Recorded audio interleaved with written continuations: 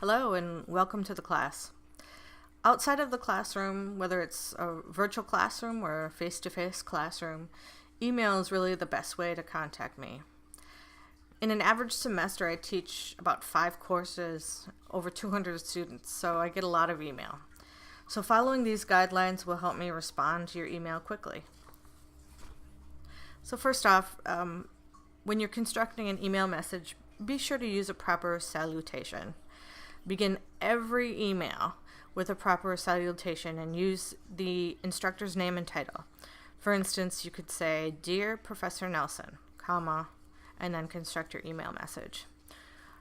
If the instructor has a doctoral degree or a PhD, it's wise to refer to him or her as doctor, such as, "Dear Dr. Nelson." If you're uncertain about the title of your professor, it's a good idea to ask how he or she prefers to be addressed. Be polite. Remember to never write anything in an email that you wouldn't say to someone in person. Faculty will respond more positively and probably more quickly to polite requests.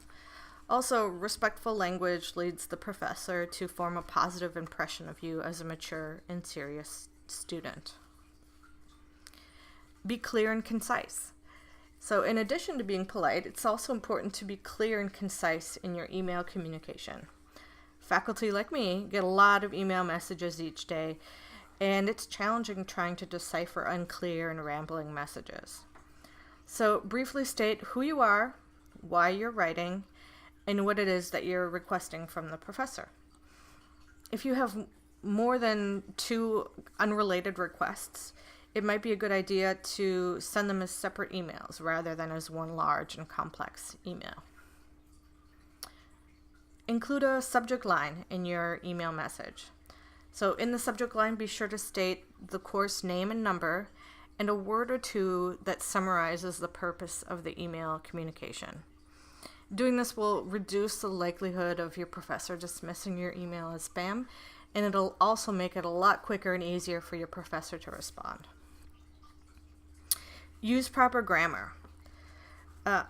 Remember to never write words in all capitals in an email, but also never write in all lowercase letters or without punctuation. Also, avoid the use of slang or abbreviated texting language, and use proper English language grammar. And always remember to run spell check before you send the message. At the end of your email message, be sure to use a proper closing. The closing should include your name and the course name and the course meeting days and times if it's a face-to-face class. For instance, you could say, "Thank you very much for your help.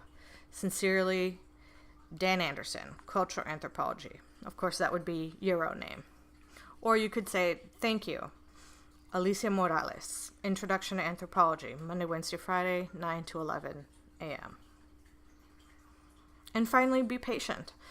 If you follow these guidelines, you can expect a reply from me within 2 business days, meaning Monday through Friday. And sometimes I'm able to respond sooner.